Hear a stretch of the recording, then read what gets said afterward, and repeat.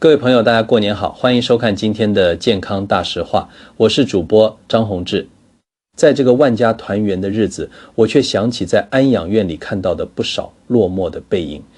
我在台湾的安养照护体系服务了整整30个年头，从年轻的一线护理人员做到院长。我看过了太多的人生百态，我见过儿孙满堂却眼神空洞的长者，也见过孤身一人却活得神采奕奕的老人。我们常说家家有本难念的经，而这本经书里最难读懂、最让人心碎的一章，往往就是我们与成年子女之间的关系。很多人觉得人老了，图的就是个儿孙绕膝，觉得这才是最大的福气。为了这个传统观念里的福气，我们这一代人往往愿意倾尽所有，把老本掏出来，把房子让出来，甚至把尊严都放到了最低。但是现实生活不是8点档连续剧，不是所有的付出都能换来感恩，也不是所有的忍让都能换来和谐。今天我想跟各位分享一个发生在新北市中和区的真实案例，故事的主角我们称呼她为林大姐。这不仅仅是一个关于家庭财产纠纷的故事，更是一堂关于如何在晚年守住尊严、守住老本，甚至重新找回自我的生命课程。如果您觉得自己正在为子女无止境的付出，或者正对晚年生活感到迷茫，请您务必静下心来，听我把这个故事说完。故事的起点要从新北市中和区的一栋旧公寓说起。那不是什么豪宅，而是那种早年盖的4层楼步梯公寓。林大姐就住在3楼。这间房子是她和已经过世的先生老林在30多年前一点一滴打拼买下来的起家厝。那时候的中和还没有现在这么热闹，捷运也还没通。他们夫妻俩为了供这间房子，省吃俭用，连一件新衣服都舍不得买。老林走得早，这10几年来，林大姐就一个人守着这个家。房子虽然旧了，墙壁有些斑驳，地板也是那种老式的磨石子地，夏天踩在上面凉凉的，每一个角落都充满了回忆。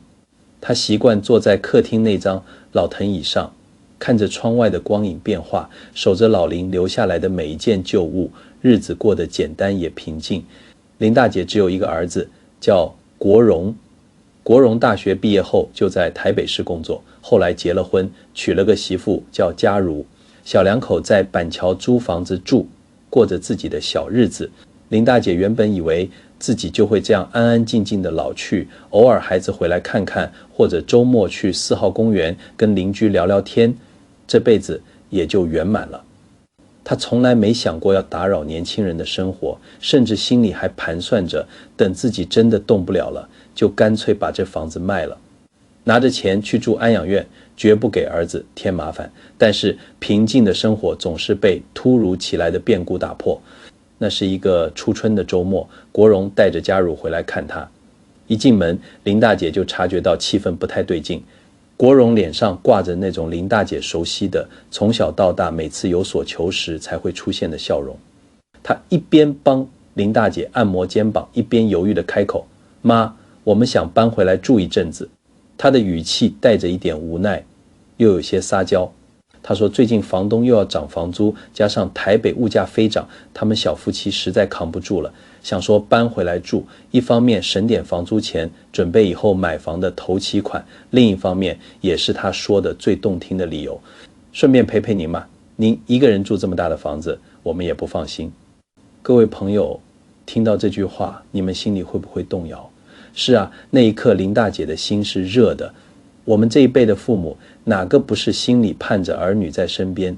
虽然嘴上说着不想打扰年轻人，但当孩子主动说要回来陪你，那种被需要的幸福感瞬间就会冲昏理智。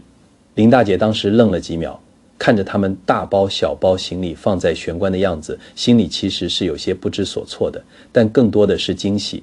她笑着点头说，家里房间空着也是空着，回来当然好啊，人多热闹。刚开始搬回来的那几个月，日子确实很美好，像极了我们憧憬的那种3代同堂的温馨画面。早上起来，林大姐可以听到厨房传来嘉如煎蛋的声音，国荣边喝咖啡边看新闻，看到妈妈出来还会转头问妈妈晚上想吃什么，我下班顺路从黄昏市场买回来。周末的时候，他们会开车带林大姐去大卖场采购，或者去烘炉地拜拜，陪她爬山。佳如甚至会记得林大姐喜欢喝桂圆红枣茶，偶尔会泡好一杯放在她的书桌旁。林大姐一度以为他们真的像一家人重新连在一起了，那个冷清了许久的家又有了温度。那段日子，林大姐每天都精气神十足，早起去市场买最新鲜的菜，还会亲手做便当给国荣带去公司，里面放上她小时候最爱的糖醋排骨、红烧狮子头。看着儿子开心地吃着便当，林大姐心里满是安慰。可是我在安养院管理这么多年，看过太多人情冷暖，深知一个道理：相爱容易相处难。特别是两代人生活习惯不同，界限一旦模糊了，矛盾就容易滋生。这样美好的日子并没有持续太久，起初只是一些不太明显的变化，比如佳如有时会忘记问林大姐要不要一起吃晚餐，或者煮的分量刚好只是他们夫妻两人的。有时候林大姐想参与他们在客厅的话题，聊聊邻居王妈妈的孙子如何，佳如会应付两句，然后转头跟国荣聊起公司的同事周末的聚会，话题就这样硬生生的被转移了，留林大姐一个人尴尬的在那里。林大姐是个厚道人，也是个传统的台湾母亲，她总是习惯替孩子找借口。她告诉自己，现在年轻人上班压力大，生活节奏快，跟我们老人家话题不一样是正常的，不用多想，别做那种讨人厌的碎碎念老人。他努力调整自己，配合他们的作息，甚至主动承担了大部分的家务，洗衣服、打扫卫生、倒垃圾，像个免费的保姆一样伺候着这对儿女。直到有一次，那是一个闷热的午后，林大姐正在阳台收衣服，隔着落地窗，她听见佳如在客厅讲电话的声音，虽然刻意压低了嗓子，但在安静的午后却格外刺耳。佳如对着电话那头的朋友抱怨：哎呦，住在婆家真的很不方便，什么事都要迁就她，连晚上看剧稍微大声一点她都要早睡，真的好烦。而且她那个观念老旧，煮菜都放一堆油，我都在减肥了，还要硬塞给我吃。林大姐握着衣架的手僵在空中，风一吹，衣服拍打在脸上，她才惊觉自己眼眶湿了。原来自己的小心翼翼，自己的付出，在媳妇眼里成了不方便，成了负担。她以为的体贴，在别人眼里是多余的干扰。那天晚上，林大姐试着跟儿子国荣提起这件事，语气很委婉：国荣啊，佳如是不是对我有点不太自在？如果你们觉得住这里不习惯，话还没说完，国荣低头滑着手机，语气温和平静，却透着一股敷衍：妈，你是不是想太多了？佳如只是工作太累了，随口抱怨两句，不是针对你，你不要这么敏感好不好？我们住得好好的，搬来搬去多麻烦。林大姐笑了笑，没再说话。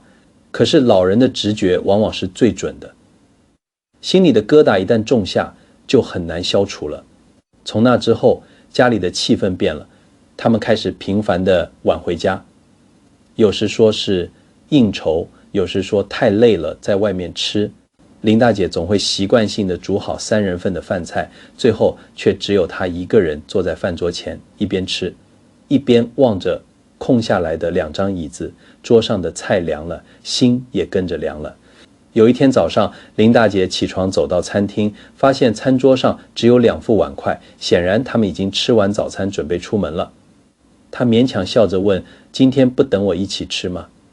佳如正在穿鞋，愣了一下，勉强挤出一丝笑容说：抱歉妈，我以为你今天想晚点吃，我们赶时间先吃了。从那之后，林大姐便学乖了，她习惯自己动手拿碗筷，自己煮点稀饭，下碗面条填肚子。日子一天天过，她越来越少在客厅看电视，只待在自己的房间里，看看书，听听收音机，或者干脆早早就睡。她的脚步变轻了，声音变小了，甚至连关门都特别小心，生怕弄出一点声响惹人嫌。她开始怀疑，这明明是自己的家，是自己住了30年的房子，为什么自己反而活得像个寄人篱下的房客？时间过得很快，转眼就到了过年。这是一年之中最重要的日子。在我们台湾人的观念里，除夕围炉那是天大的事，街上张灯结彩，便利商店都在播着恭喜发财的歌，家家户户都在准备年夜饭。往年老林在的时候，家里总是热热闹闹的，各类美味佳肴摆满一桌。今年林大姐心里想着，既然儿子媳妇都在家，一定要好好办一桌，把之前的那些不愉快都冲淡。然而就在除夕前一周，佳如突然在晚餐时轻描淡写地说，妈，今年过年我们想回我娘家一趟，顺便帮我爸妈围炉，他们说好久没一起聚了。林大姐放下筷子，心里咯噔一下。按照习俗，通常是初二才回娘家，但现在年轻人观念改了，这也无可厚非。于是她试探性地问，那国荣也一起回去？国荣点点头，嘴里嚼着饭，含糊地说，瞅，全家人都会到，还有表哥他们说要一起热闹热闹。林大姐勉强笑笑，也好，年节嘛，要团圆。她心里其实在等儿子问一句，妈，那你一个人怎么办？要不要一起去？或者说一句，妈，我们初一一大早就回来陪你。但是这两句话她一句都没等到。儿子没有问她要不要一起去，也没有问她一个人除夕夜怎么过。其实林大姐很清楚，在那个所谓全家人的定义里，并不包括她这个孤单的老母亲。除夕当天早上，林大姐一如往常起得早，煮了自己喜欢的菜头汤，象征好彩头，还蒸了几个芋头肉包。中午时分，他们夫妻俩换上整齐的新衣服，提着大包小包的礼盒准备出门。国荣从房间走出来，对林大姐说，妈，那我们先出门了，晚上可能会比较晚回来，甚至可能就在那边住了，毕竟会喝酒，开车不方便，你晚餐自己随便弄点吃。林大姐站在玄关，手里还拿着抹布，点点头说，好，路上小心，开车注意安全。大门砰的一声关上了，那声音在空荡荡的楼梯间回荡，整栋屋子像被瞬间掏空，安静的连冰箱运转的声音都听得一清二楚。林大姐坐在餐桌前，看着桌上那碗冷掉的菜头汤，一口一口地吃着，却尝不出味道。电视里特别节目主持人笑得灿烂，恭喜发财的声音此起彼落，但她忽然觉得好累，把遥控器按掉，只剩下死一般的寂静。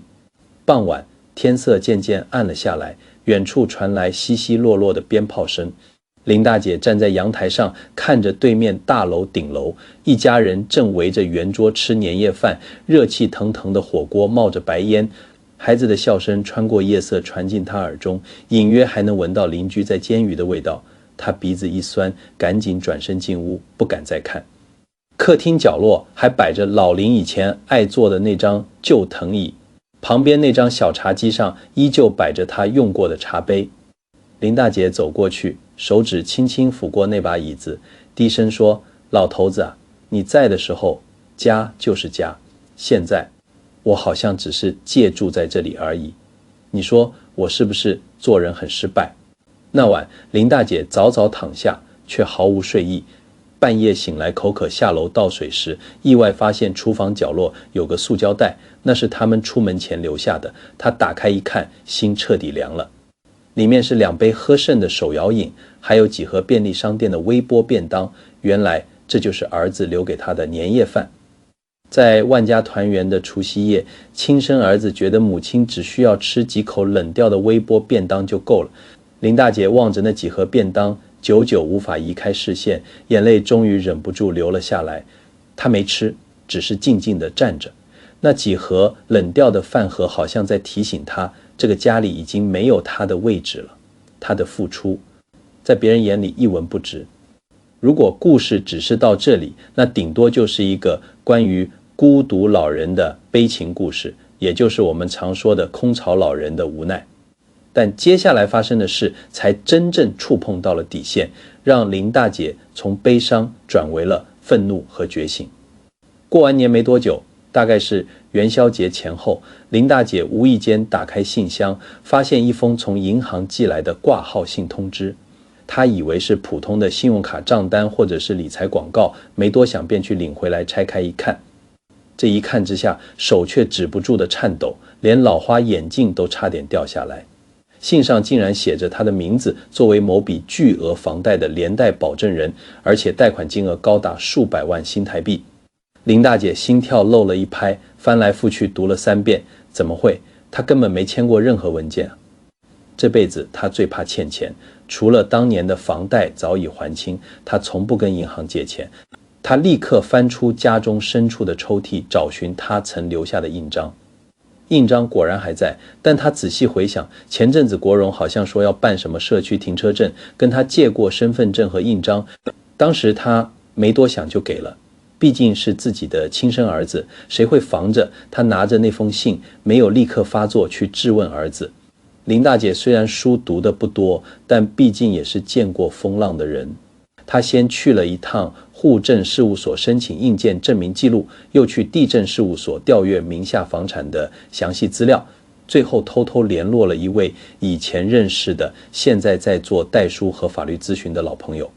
朋友看完资料后，沉默片刻，神情凝重地低声问：大姐，你最近有给人家授权处理房子的事吗？这看起来不像是单纯的担保，更像是某种资产转移的前置作业，或者是拿房子去做了2胎抵押。林大姐摇摇头，脸色苍白。朋友叹了口气说：那恐怕你是被冒名了。这份授权书做得很高明，如果不是本人去查，根本发现不了。而且做这件事的人手里一定有你的双证件和印鉴章。这句话像判决书一样，重重地打在林大姐心上。在这个家里能拿到他双证件和印鉴章的，除了国荣还有谁？这就是他一手拉拔大视若珍宝的儿子吗？为了钱竟然联合媳妇来算计亲生母亲的房子，这可是他唯一的依靠啊！回到家，林大姐没有哭也没有发火，她只是静静地坐在回家的捷运上，一路上望着窗外快速倒退的建筑物，脑中却一片空白。他想起国荣小时候发高烧，他背着他在雨中跑去医院，想起他第一次领薪水，买了一条围巾给他，他高兴得舍不得戴。那些回忆此刻却显得如此讽刺。回到家，他打开衣柜，拉出那个藏在最里面的老旧木盒，那里面收着国荣小时候画的图，剪下来的满分考卷，还有他织给他的第一件毛衣。他把木盒清了清，把那些充满温情的旧物拿出来，一件一件抚摸，然后毅然决然地放在一边，接着把那封冰冷的银行信件、地政事务所的资料放了进去。接着林大姐做了一件让我非常佩服也非常心疼的事，她打开手机，把之前无意间录到的媳妇讲话的一段段录音汇入电脑。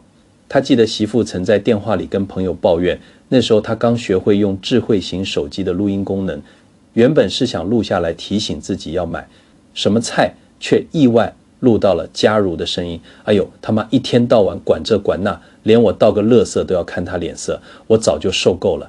国荣说了，等房子弄到手就把他送去安养院，或者帮他在附近租个小套房就好，这房子我们要重新装潢。这句话像一把尖刀插在林大姐心上，鲜血淋淋。她把这些档案一整理好，存在一个新的资料夹里，命名为我的家。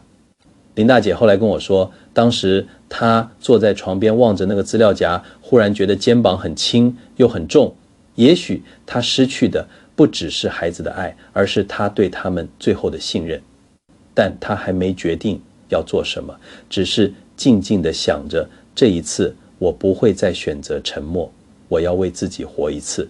压垮骆驼的最后一根稻草发生在林大姐生日那天。那天清晨，她比平常醒得更早，天还未亮就开始洗米、削菜头、熬汤。她一直记得国荣小时候特别喜欢她煮的菜头汤，尤其是在生日那天配上一颗红蛋，象征顺利圆满。如今她煮了满锅，却不知她是否还会记得那个味道。她把饭菜摆上桌，甚至折好了餐巾，桌上摆着3副碗筷。她一边看着墙上的时钟，一边期待着门口传来脚步声。时间一分一秒的过去，从中午等到下午，从下午等到晚上。厨房里的汤热了又凉，凉了又热，直到晚上8点多，他们才回来。国荣开门边脱鞋边说：妈，今天公司真忙，早上还开了2个会，晚点还得赶报告。他眼神飘过餐桌，停了片刻。咦，今天煮得特别丰盛啊，是有什么客人吗？林大姐坐在沙发上笑了笑，没说什么。国荣坐下来，刚拿起筷子夹了一块肉，林大姐才轻声问：你知道今天是什么日子吗？国荣愣了一下，皱眉想了几秒。今天是星期几来着？接着他像忽然想起什么似的拍了一下额头，表情夸张地说：妈，你生日啊！天啊，我完全忘了，对不起，最近真的太忙了，专案赶得要死。林大姐淡淡说：没关系，吃饭吧，汤都快冷了。国荣低头喝了一口汤，然后咬了一口鸡腿说：还是你煮的好吃，这味道外面买不到。那一刻，林大姐告诉自己不能哭，绝对不能哭。她看着眼前这个大口吃肉的儿子，觉得好陌生。晚上吃完饭没多久，他们又说有朋友约要出门，留下他一人收拾满桌的残羹冷炙。洗碗时，他听见厨房门外的风铃响了一声，像是有人轻轻经过，却没有人回头看他一眼。深夜，林大姐坐在床边，打开那个木盒，里头除了录音和文件，她又放入了今天吃剩的一颗红蛋。她不知道为什么要保留它，只是觉得那像是一点仅存的仪式感，证明这一天曾经发生过，证明她曾经是个被在乎的母亲。隔天，林大姐去了社区图书馆查资料，顺便问了法律咨询志工几个问题。回家时，手上多了一本家庭财产保护与遗产规划的手册。她不是为了报复谁，只是想知道在这个家里，她还剩下什么能握在手里的东西。晚饭后，媳妇家如边滑手机边假装不经意地说：妈，最近政府在推都更，我在社区群组里有看到，我们这栋好像也在划定范围里，如果同意书寄来了，你就签一下，反正只是同意评估而已，没什么大不了的。林大姐盯着她的眼睛看了一会儿，佳如眼神闪烁，不敢直视。林大姐点了点头，语气平静：我知道了。那晚，她趁他们洗澡时，偷偷打开了客厅抽屉，找到了一份之前儿子塞给她的信封，说是社区通知。一直没让他猜，他拆开发现里头夹着一张都市更新事业计划同意书，还有一些他看不懂的授权文件，上头竟然已经盖好了他的印章，签名也仿得惟妙惟肖。这一次，林大姐再也无法说服自己，这只是误会，这不是误会，这是谋产，是欺骗。她决定采取行动。他联络了他的侄子如君，那是一个正直憨厚的孩子，从小跟国荣一起长大，但个性完全不同。他请如君帮忙找信任的律师。如君在电话那头愣了一下，语气紧张地问：姑姑，是不是发生了什么事？是不是表哥欺负你？林大姐没多说，只说姑姑想了解一些法律上的问题，想把一些事情厘清。几天后，如君带着孩子来家里看他，看到林大姐一个人在厨房忙进忙出，饭桌摆着3副碗筷却没人做的样子，如君的眼神忽然变了，充满了心疼。姑姑，你一个人还这样准备啊？表哥他们呢？林大姐没多说什么，只是帮他盛了一碗汤。饭后，她把如君叫进房间，把那个木盒交给他看。如君打开后，听着录音，看着那些银行信件和伪造的同意书，脸色越来越难看，气得拳头都握紧了。这些是嫂子说的，这些文件是表哥做的。林大姐点点头。如君咬了咬唇，然后轻声说：姑姑，你不能再忍了，这已经违法了，我会帮你联络律师，你要保护好自己，这房子是姑丈留给你的心血。当晚，如君留下那盒录音备份，还帮林大姐整理了一份正式的授权文件撤销声明以及存证信函的草稿。林大姐坐在桌前，一笔一画地签下名字时，手竟然不再颤抖。窗外开始起风，门前那只风铃发出轻微清脆的声音，它像是一种回应，也像是一种提醒。风来了，下一场转变也快到了。林大姐选了一个周日中午，说是想请大家来家里吃顿饭，理由很简单，久违的家庭聚会。她打了电话给国荣，也联络了如君。媳妇在电话那头语气有些犹豫，推脱说最近不是太方便，还要加班。林大姐语气温和，却异常坚定，就来一会儿，不会久的，这顿饭很重要。一早她就开始准备菜，虽然心里起伏不定，但动手切菜炖汤时反倒让她安静下来。她做了几道国荣最爱的菜，卤肉、苦瓜鸡汤，还特地炸了她小时候喜欢的芋头丸子。这一次她比任何一次都用心，仿佛是在为过去的母子情分做一个告别仪式。中午12点整，门铃响了。她打开门，看见他们一家人站在门口，气氛略带拘谨。国荣手里还拿着一盒水果。林大姐笑着接过，你还记得我喜欢这种茂谷柑啊？佳如低声说，妈，辛苦你了。如君也带着孩子到了，一家人总算坐满了餐桌。饭菜上桌，林大姐一如往常地帮大家夹菜，气氛似乎短暂地回到过去，只是那份和谐太轻，像一张拉得太紧的纸，随时会破。大家都在装作一副慈孝亲爱的样子，但林大姐知道这戏演不下去了。饭后，林大姐收拾碗盘，再次回到客厅时，桌上已经放着她早已准备好的那个木盒。佳如看到盒子时，脸色立刻变了。她认得那个盒子。林大姐没说话，只是打开盒盖，拿出一台老式录音笔，那是老林以前工作用的。她按下了播放键，沙沙的声音过后，传来了清晰的对话。她整天待在家里看电视，看到半夜还嫌我没煮她的饭。我哪有那么多空理她？我也想搬出去啊！可是国荣不肯，他说只要忍过这阵子，等文件弄好，房子就是我们的了。录音里是佳如的声音，语气不耐，字句轻佻，充满了算计。那是他几周前在厨房讲电话时的录音。播放完后，空气彻底凝住了，连呼吸声都听得见。如君抱着孩子低头不语，但他紧握的拳头显示了他的愤怒。国荣呆坐在原地，像是被雷打到一样，还没反应过来，佳如先开口，声音尖锐，妈，你怎么会录这些？你监视我。林大姐语气平静看着他，这是你在我家说的话，我只是记下来，提醒自己不要再假装没听见。这里是我的家，不是你的战场。国荣结结巴巴地说，脸涨得通红。妈，你是不是太敏感了？这些话可能是他当时压力大随便说的，我们怎么可能赶你走？林大姐不回答，只是从盒中拿出第二份文件放在桌上，那是几份厚厚的法律文件。这是律师拟好的撤销授权声明，还有给银行的存证信函副本，我已经签好，也通知了地政事务所做印鉴变更和预告登记。从今天起，这房子的所有权完全归我，任何人不得代办任何事务，你们之前的那些文件全都作废了。佳如脸色惨白，嘴唇微颤，他知道这意味着什么，他们的计划全盘皆输。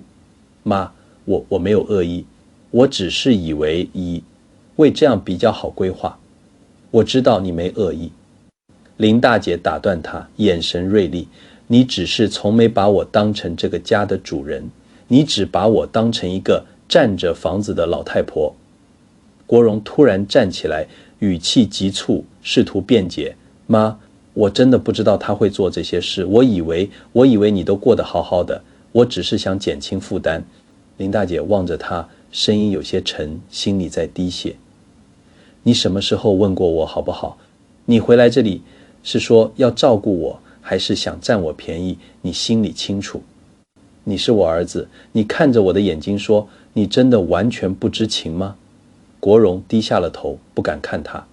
佳如的眼眶红了，他轻声说，如果我们真的做错了，你说我们要怎么弥补？我们以后会改。林大姐不再温和，她只是说出多年来没说出口的一句话，我不要你们弥补，我要的是尊重。尊重我是个人，尊重这是我的家。国荣沉默了好久，整个客厅死气沉沉。最后他说，妈，我们搬出去吧，我们会找地方，不会让你再为难了。林大姐点头，心里反而松了一口气。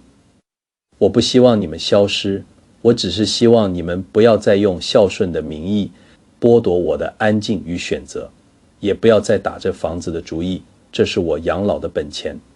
佳如像是忽然失去力气，坐回沙发上，一语不发。如君轻声说：姑姑，我陪你去律师那里处理后续的文件吧，我也会协助表哥他们找地方住，你就别操心了。林大姐望着如君，忽然觉得有些释怀，原来她不是一个人，她至少还有一个孩子真的在听她说话。国荣走近，试图握住林大姐的手，像小时候做错事那样，妈，对不起。林大姐点点头，没有回握，只说去收拾东西吧，这个家你们该离开一阵子了，大家都需要冷静冷静。他们离开时，天已经转阴，似乎要下雨了。风铃在门边轻响，像是为这场安静的战争画下一个句点。林大姐关上门，背靠着墙，久久无法移动。这一战，她终于替自己守住了什么，但她心里也清楚，一段母子关系被撕裂后，要再缝合不会那么容易。他们走后，林大姐以为会如释重负，可真正静下来时，她才发现，原来人的心是会寂寞的发疼的。屋子忽然空了，连声音都变得空洞。她坐在客厅里，望着门口那双不再会穿进来的拖鞋，耳边仿佛还能听见国荣关门的声音。她没哭，只是静静地坐着，像是在等一个不会再回来的家人敲门。那几天她什么都没做，只是每天一早起床，把家里从头到尾擦拭一遍。以前总觉得沙发坐起来太软，现在一屁股陷下去却觉得踏实。冰箱不再满满的，剩下的都是他喜欢的食材，他想吃什么就煮什么，不用迁就谁的口味。空气中没有厨房的油烟，取而代之的是他泡红枣茶的香气。但他知道，这种安静不是自由，是遗憾沉淀后的空白。侄子如君常常打电话过来，有时带着孩子来陪他吃饭，他一进门就大声说：姑姑，今天做什么好菜了？我要吃你的卤猪脚。然后孩子冲进厨房喊：姑婆，我饿了。